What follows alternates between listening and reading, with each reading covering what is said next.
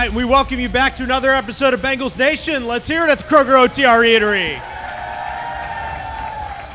I know a lot of people thought that the Bengals were done. They should just pack it up, but 2 weeks later, here we are, back in the hunt, 2 straight wins.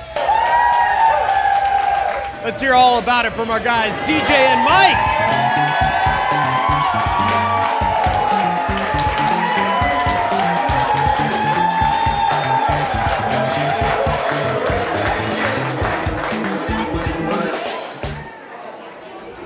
Welcome back, guys. What's up? 2 wins in a 7-day span. You got that quick turnaround, but the Colts came here and, well, they went home sad. What was that win like on Sunday? It was big for us to put ourselves in position to get back in the playoff hunt and to know we still got everything in front of us. You know, we're excited about the opportunity come this weekend. Yeah, it was huge for us. They were coming off a 4-game win streak, so they were pretty hot themselves, and coming here, go in the jungle, be at home, and get a dub, it always felt good. I can't think of a better example of that than you guys dominated pretty much the whole game, except for there's that 25 seconds. They score, and then they score again, and I think everybody kind of looked up and went, what the heck just happened? This is a 14-0 game. We're tied at 14. For you guys on the field, what was that like, and did you have to say anything to anybody, or was it just like next play? Emotional roller coaster.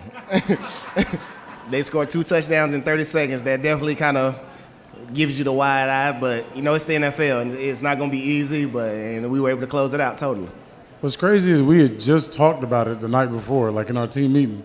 We had just talked about, they've just been finding a way. Somebody's been doing something, and they've just been staying in the game, and that's how it happens. And we were up 14, and all of a sudden we back tied, and it's just how it goes, man. But, guys came in the locker room. Everybody was confident. You usually can go in that locker room and feel that down moment when something like that happens. But everybody was in there, and all you heard was, let's just do what we do. Everybody go back out there and finish the game, finish the game how we started, and we'll be right where we want to be. And guys were confident, so that was good. Is there any secret sauce or anything you guys do, something you guys do no one else does? I don't really got no. I'm like a Chevy truck. As long as I can move, I'm straight. I'm good. Yeah, pretty much I agree. I ain't got nothing. I'm just, But are you a Chevy truck? What kind of car are you? Oh, no, I'm probably more like a Porsche Panamera, Ooh, okay. They both run. They get you from A to B, right? Exactly, it works. All right, let's check in with the head coach, Zac Taylor. All right, Zac, another playoff team in your path and another win, 2 wins in a 7-day span. Momentum shifting in the Bengals' favor a little bit here. I thought overall our guys did a great job in all 3 phases, minus that little lapse at the end of the first half. I thought really these guys came to play. They responded the right way after halftime and found a way to get us a good win. 25 seconds there at the end of the first half kind of turned this game, but your guys came out in the third quarter and responded. Did you have to say anything, or did they just kind of come out and it was no big thing? They knew these were things we talked about all week long. Indy had won a game off 2 block punts the week before, 2 pick sixes against Carolina, 2 interceptions against the New England Patriots. So that's kind of their formula to winning. Our guys were aware of that. They responded the right way after halftime and found a way to play really good in the second half. Chase Brown got things going in the first quarter with that big 54-yard screen for a touchdown. He had some speed that I don't think a lot of us thought he had. When did you find out he was that fast? When we started practicing with him, we have GPS trackers and all those guys, and so it shows up on kickoff, kickoff return, the real speed that he's got. Guys don't usually get a chance over the course of offense and defense to utilize that speed on the GPS tracker. So he's shown on special teams before, but that was a good open field play, and he had a chance to get over 22 miles an hour. This is 2 straight weeks he's made an impact in both the run game and the pass game. What has he brought to this offense now that he's finally healthy? He's got tremendous speed, so when he gets on the open field, he can break angles on guys and get some of the explosives you've seen him get. He had his first NFL touchdown. Tanner Hudson also had his first touchdown. Saw he went over and celebrated with you on the sideline. What's that like? I know he's been a big part of this offense this year to finally get him in the end zone and get that for him. Yeah, Tanner's been extremely dependable for us. He's waited patiently for his opportunity. He's finally getting his opportunities. I was surprised to hear it was his first touchdown. I figured he would have gotten some before then, but that was a play we've repped many times over the last couple weeks, and finally got the opportunity to throw it, and he was wide open and got himself in the end zone. Indy's front 7, very good getting after the quarterback, and your offensive line kept Jake clean, no sacks.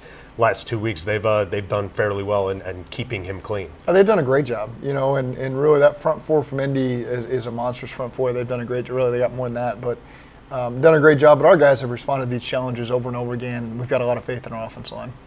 2 wins, you're right in the playoff hunt now, momentum in your favor. What's this locker room feel like now with 4 games to go? Well, we've always had the confidence, and now we're just in a position to take it one game at a time. Starts with the Minnesota Vikings. We got to put together a great plan on a short week. Guys got to respond the same way they responded last week and go find a way to get a win. The guys are joined by this week's special guest. Don't blink or you might miss him. It's one of the fastest players in the NFL, Chase Brown, when we return.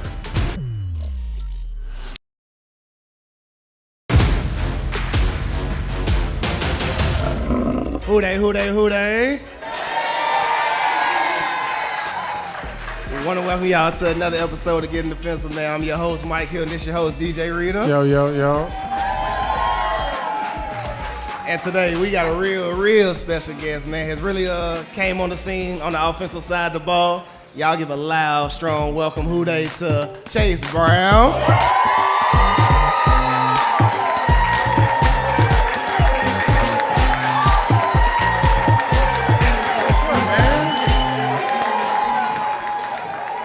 My boy, Chase, what's up, man? What's going on, guys? What's going on? Gonna get straight to it, man. Rookie year, man. Just tell us how it's been and, you know, what else you expect from the rest of the year. Yeah, I mean, obviously you guys know how rookie year goes. It's, at least for me, it's been a bit of a roller coaster. There's been ups and downs, and, you know, you learn so much about, you know, how this, how a season can go. You learn a lot about yourself as far as, you know, find a role for yourself and all that. But, you know, I'm just trying to play my role to the best of my ability and, obviously, you know, make an impact any way I can. Hey, man, doing your thing, man. You doing your thing. You stepping up in a big way. I know it's a family thing for you as well. You got a brother, not only a brother, a twin brother. How cool is that, having you and your brother both in your rookie year, getting to bounce things off each other? What type? Tell me about that. Yeah, it's like a therapy session every single time we get on the phone. So we just reflect on, you know, our experiences. You know, what he might be going through, what I might be going through. Like, you probably already know what I'm going at. But, yeah, just the fact that we're both going through it at the exact same time, getting drafted the same year, you know, kind of making a name for ourselves in our rookie year, it's been pretty cool to watch him do, and, you know, I'm sure likewise for him. Well, man, you in the room with one of the best backs around, Joe Mixon. Just tell me how much he's helped you grow over these 14, 15 weeks. Yeah, I mean, he's a dude. He's been in the league for 7 years. And it's a blessing being in the room with somebody that, you know, has been in this league for that long, because, I mean, they know the ropes already, right? So I just pick up on things he does in practice, maybe some of his pregame rituals, stuff like that, and try and add it to my own, but it's been pretty cool. That's what's up, man. That's what's up. Joe is the guy, man. I'm glad you're in that room with him. But we got a game coming up this weekend. We got the Vikings coming up on Saturdays. It's been another short week. What we got to do to get a dub, keep this thing rolling? I've got to make the most of those explosive opportunities, get the ball in the end zone, and, I mean, you guys just keep on doing your thing, and the rest will take care of itself. Yes, sir. Well, Chase, man, we appreciate you coming on, man, and let's go get a good big win on Saturday. Come on, let's do it. Another short week. Does it benefit you that you just came off a 6-day week so you don't have to change much? It doesn't hurt. You know, our guys know the rhythm of the schedule. We just played a home game, so we get a much better sleep than we got coming home at 5 a.m. against the Jaguars, you know, and you're feeling that over the course of the week. So, you know, I think our guys will be in a much better rhythm this week. Minnesota, they're same record as you in the playoff hunt. Tell me about the Vikings. They're a good team. They found ways to win, very similar to the team we just played. You know, they're going to blitz you about every single snap on defense.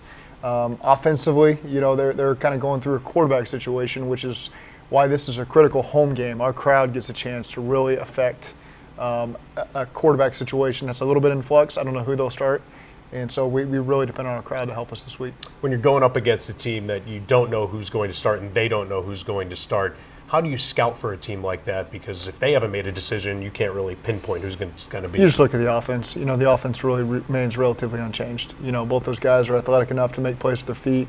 But the offensive structure remains very similar. You know, they had Kirk Cousins for half the season, and then they had to quickly adjust to a guy that wasn't even on their roster. So they haven't changed too much, but they're playing with those guys that haven't gotten a ton of snaps.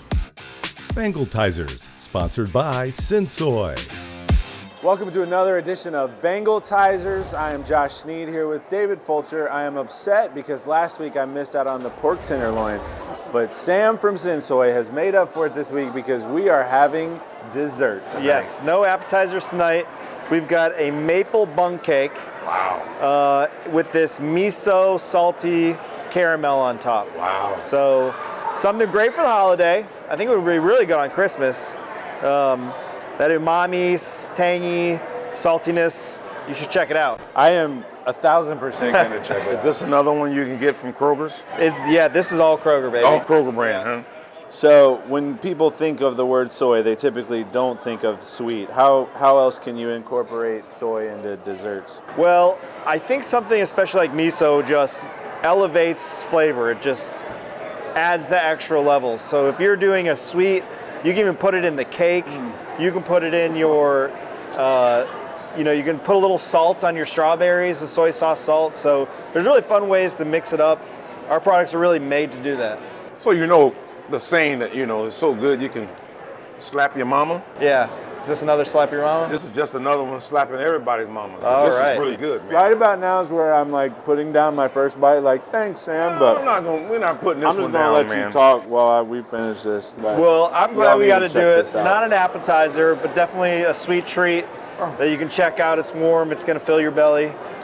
So is this an opportunity, man, to like add some extra cinnamon and all the stuff that you Oh, yeah, you should go wild. Sprinkles on there if you're feeling crazy. Don't let my wife see me eating this, but I hope we didn't get it on You this might have first to- take you might have because I to might run have out of here, Josh. might have to do a second You take might have to on run this. out of here, Josh. This is good.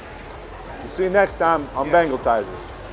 Zac hits the Telestrator to break down the plays that gave the Bengals their second straight win, this time over the Indianapolis Colts.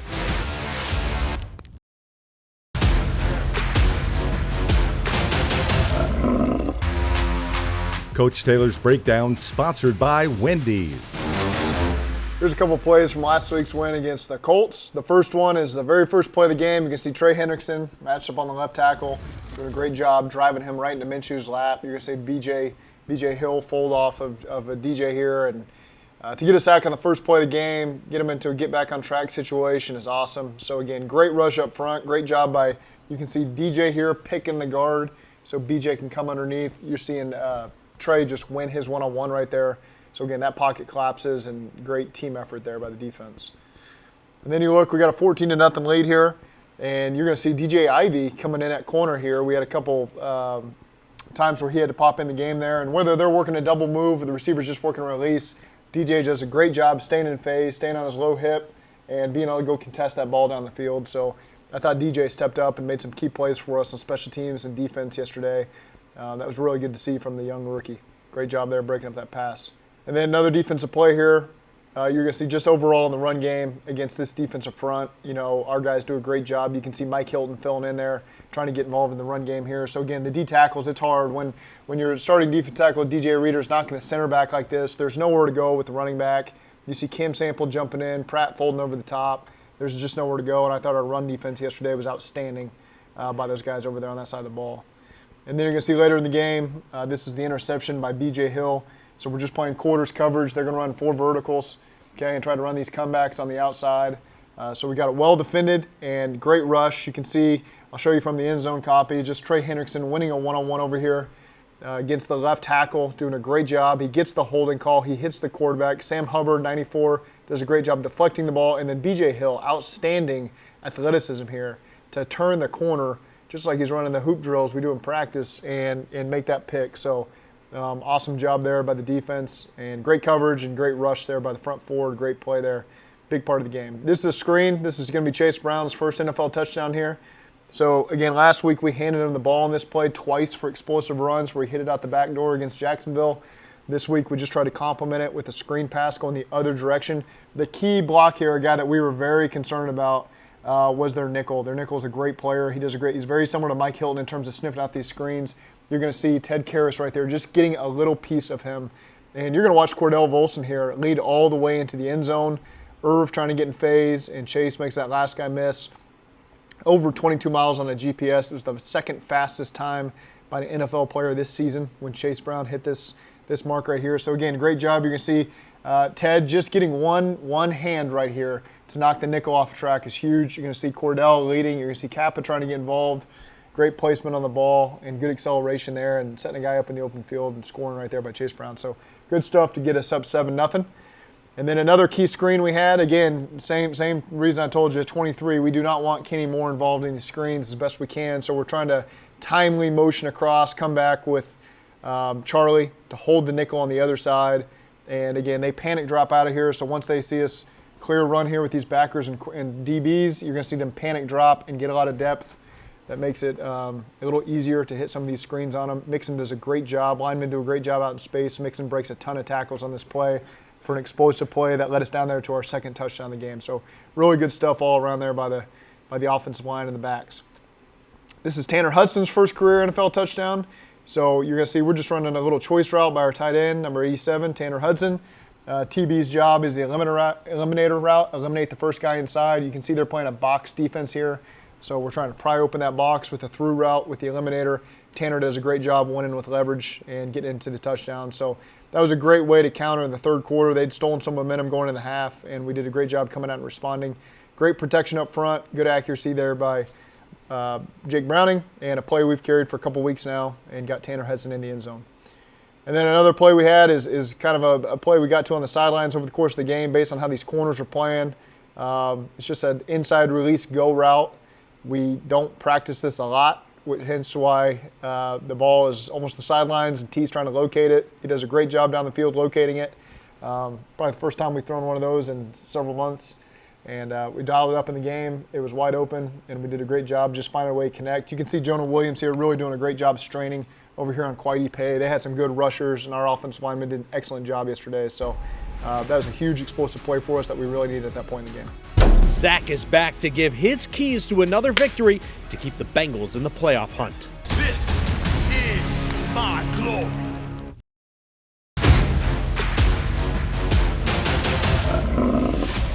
Game day matchup sponsored by Gold Star. For this week's matchup, we could have gone in many different directions, but we decided to go with what Zac Taylor says will be the critical matchup of this game. And it's you, the fans, the jungle, against who is Nick Mullins, who has not started a game for the Vikings this year, but now the third quarterback to start for them with benching Josh Dobbs and Kirk Cousins getting hurt. A new, inexperienced quarterback with this offense going up on a hostile road environment could turn the tide in the favor of the Bengals, and the head coach pleading to fans, be there and be loud. I do challenge our fans. We got outstanding fans to, drink one more drink and rush in the stadium and be as loud as you can humanly possibly be when Minnesota's offense is out there and help our guys. And that is a critical element that we get this home field advantage. We're not playing on the road this week. If we were playing in Minnesota, it would be a real problem. And so Minnesota's here. Let's make it a real problem for them. Keys to the game, sponsored by Kia. The Vikings are coming to Paycor Stadium. What do the Bengals have to do to get their third straight win? We've got to handle their pressures. They're going to have a ton of pressures that they bring at us. And again, that leads into when a backup quarterback's playing, whoever they're playing at quarterback, win the turnover battle. Keep them off schedule on 1st and 10, put them in difficult situations, and capitalize on our home field advantage with the crowd noise. Bengals Nation is back at its usual time next week, 11:35 on Saturday nights. And you can always watch us in person live at the Kroger OTR Eatery Wednesdays at 6:30. It's Bengals Nation, part of your TV home of the Bengals, Local 12. Chase, the big story in the NFL this week is you hitting 22 miles an hour. Rolling. Crazy. Rolling. The man would have been pulled over if he ran through a school zone, so thankfully it was on a football field. We found out you were just that fast. When did you guys find out he was that fast? Training camp. We all kind of saw at training camp. He just has that explosiveness to him, and for him to get the opportunity to really open it up in the open field, it was a beautiful thing to see. I'm a highlight watcher, so when we draft people, I always go watch their college highlights. I go check in, see what they was doing. I saw a couple breakaway runs. I was like, oh, he can hit it. And then, camp come around, and obviously my view is always from the back when people start really running fast. So it was cool. It was dope. I knew he was fast, super fast. Chase, you don't get to show off that speed all the time on the football field. When you heard that number, 22, I think it was 22:05, what goes through your mind? Like, damn, I don't know. I'm doing my job. I'm running away from the other guys. So, no, definitely pretty cool to see that. But I mean, second fastest in the NFL behind DK. That's impressive, man. Yeah, I feel like I probably could have gone faster, but I had to make somebody miss. So it's just. So you don't have another opportunity. Don't worry. So we know 22:05 is your number. What are your guys' number? Do you know? My best is 20.7. I ain't up there, but I'm still moving now. Still moving. That's still moving. 17-7. Okay. That's fast. Okay, yeah, that's fast. That's solid, impressive. right? Yeah, I like that. I like that. Jace, you grew up in Canada. Have either of you guys been to Canada before? I've been to Toronto one time. Yep. Yeah, that was that counts? That was smooth. I've been to Niagara Falls. It don't really count. He needs to make a trip to Toronto. Clearly, he needs to make a trip to I gotta Toronto. get all the way over there. When you came to the United States, what was the weirdest cultural shock? Because the two countries aren't that different, but there's a few little differences. Yeah. So this is the first thing that comes to my mind. So I moved in with a family in Florida, and just the mannerisms are a little bit different. So when I said thank you to somebody and they said I was like, whoa. I'm like, huh? Like, what are you talking about? So I kind of that. I had to get used to that. So that was the first thing. The milk thing is always what weirds me out. The bag milk. Yeah, the bag of milk. That's normal to me. Yeah. You Do you know about that? What? No, I didn't know about that. They sell milk in bags. I don't know why, but they do. It's not in a carton. It's more convenient. You have a milk holder. You cut both sides. It's good. Yeah, you gotta show me that. I need to You see gotta that. show I me a need to see picture. that I in can't action. I can't get the mental image right now. I need a. Clearly, we need a Canadian education in the Bengals locker room, right? Yeah, maybe we can bring in bag milk sometime. I don't know where you'd get it, or you have to ship it or something, but we could do it. Yeah. I mean, nowadays you can ship anything, so we'll figure it out. All right, now I was doing the math pregame when I was doing my research. We got pick 6 touchdown. We got a receiving touchdown. We need to get DJ a touchdown. Yo, It's coming. It's on the way. this week. It's coming this week. Who we gotta talk to? We need to talk to Callahan. Oh, Who do no, we got? I don't want no offensive touchdown. I'm good. I don't want to go over there messing up they play. They rolling now. I don't want to go over there messing up what they got going on. I'm going to score one on defense. We're going to get it done. We're going to be all right. Okay, let's mark it. Also, I want to make it out all there, all right? Pro Bowl voting going on right now. Let's send these guys to the Pro Bowl games. How about that? Get them going. Send them votes in. So vote as much as you can, and then on Saturday, let's watch these guys beat the Minnesota Vikings and stay in this playoff race. We thank you guys for coming out for another episode of Bengals Nation. Until next week, hooday! Hooray! It seems like you guys the last couple weeks have been rejuvenated. You had an edge. I mean, this is a Colts team. They can move the ball. They run the ball well. You held them to 47 rushing yards. You guys were all over the field there. Yeah, man, we knew we had to make them one-dimensional, and it started with the run game. Started with this man right here, plugging up the middle and taking away the run, and then we put it in Minshew's hands, and we was able to execute our game plan. Yeah, we always go in trying to limit teams to one thing, and last few weeks we hadn't been able to do it. But these last 2 games we've got on track and been able to do what we needed to do. Guys on the back end playing hard, they up coming up hitting people, and I get excited when stuff like that happens. That really made me get super excited. So I'm glad we're playing good team defense and playing good ball right now. I know you take it week by week in this league. You can't work forward, but when you get 2 wins in a row like that after everything that's happened, feel a little momentum going in your favor in the locker room? Definitely. But that's one thing I can say about my teammates and his coaching staff. Even after what happened to Joe, nobody lost confidence. We know who we are as a team, and all we had to do was lock back in and really focus on our job at hand, and, here we are now. Yeah, and the biggest thing, one thing we're not going to change about this team is the work. The guys come in, everybody comes in there, everybody's on a schedule, everybody works every day, and that's appreciative because at this point in the year, you can see a lot of teams start to fold and not really make that push for what they need to do. And these guys stepping up to the plate doing what they need to do, so it's dope. Is that the first time something like that has happened to you guys? Have you seen something crazier, like shorter amount of span? Oh, I got a story. Oh, DJ's got a story. Mike, I don't. Go ahead, bro. I was in Houston. We were up 24-0, and then in Kansas City, and I was down 28-0 at halftime. 28-24 at halftime. It's crazy. I remember that game. Yeah, you can have some quick turnarounds. This football bounce weird sometimes, man. You gotta be ready for it. It's the NFL. That's the way it goes. Hey, this point in the season, everyone's dinged up. Everyone's dealing with something. You guys have been in the league for a while. What's the key to staying fresh and taking care of yourself off the field? Just staying on your routine. Obviously, once it gets later in the season, you probably want to do an extra 20, 30 minutes of what you do just to make sure you're on top of it. But if you don't start at the beginning of the year training camp, really, you'll break down by this time. So you definitely have to trust your routine and preparation. Yeah, you always got to, I take this quote in the offseason, you got to build your armor in the offseason. And during the season, you got to make sure you polishing that armor, you polishing those shields every day to be ready to go out there and be prepared for battle. So guys just got to take care of themselves and know what it is in their routine they need to do to get better, and they'll be good. So is he the fastest on the team then? The numbers say right now, the rest of the people got to come up and argue with him. DJ Turner. DJ Turner. DJ Turner got the fastest 40 time, but miles an hour right now, my boy. But we haven't seen DJ open up like Exactly. we saw Chase open That's up. what I was thinking DJ, and I saw Jamar's top was like 21. He said he felt slow. Seen DJ get caught by the quarterback. That's all I'm going to say. That's all I'm going to say. Which quarterback? Who was it? The tight end. It was the tight end? That Pittsburgh game. Oh, man. Well, whoever. Yeah.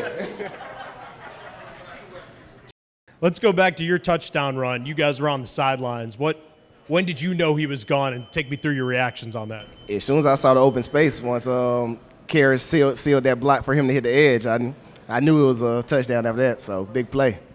Yeah, I always see my boy Chase break through. At the beginning of the year, he had a little problem picking his feet up. He was tripping a little bit. He was got to slipping move. early You in got to the- move. And that time I said, "Oh, he about to go. It's a score. It's a tutty. It's got to be." I was just excited he got in that zone.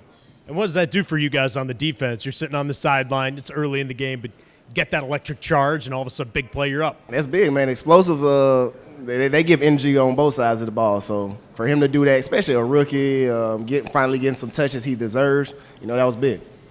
Yeah, I find joy in watching guys do things that you knew they could do, or that they knew they could do. You've seen the belief in them. You see how hard they're working for that thing to finally break open for them. It's cool, and then you see that moment where it clicks for a young player. It's awesome to see.